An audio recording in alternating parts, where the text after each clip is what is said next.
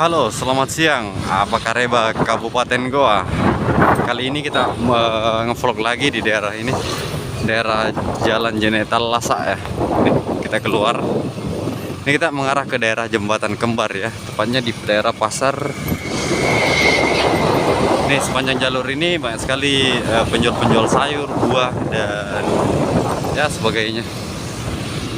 Depan sana nanti ini, depan kita ini sebelah kanan ini adalah Stadion Kalegoa ya, yang sudah direnovasi juga.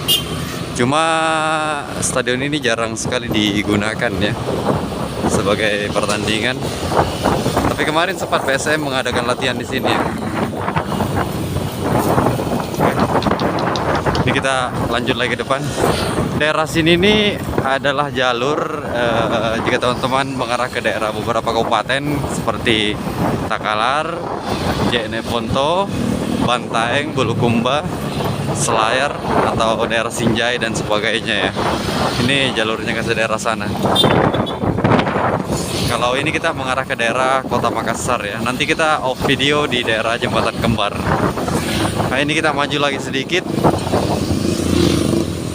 Daerah sini nih, kalau teman-teman melewati daerah sini, ini harus hati-hati ya, karena daerah sini kan nggak ada pembatas jalannya dan ya kendaraan lalu lalang. Apalagi daerah sini nih banyak sekali perempatan-perempatan atau lorong-lorong ya, yang kemungkinan besar akan banyak kendaraan keluar masuk daerah lorong sini.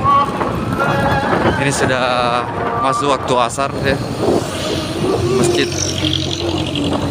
Ini terminal juga daerah Goa. Hampir sama dengan daerah Goa pada umumnya ya. Di daerah sini, ini kiri kanan kita ini akan dipenuhi oleh ruko-ruko daerah sini. Banyak sekali.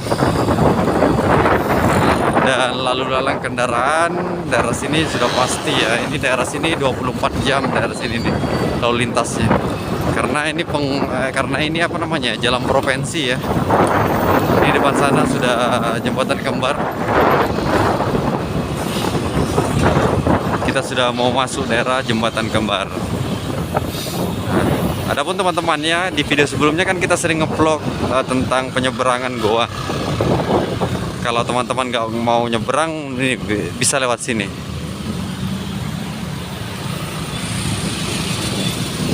Itu ke daerah Bontoala atau daerah Desa Taeng sana.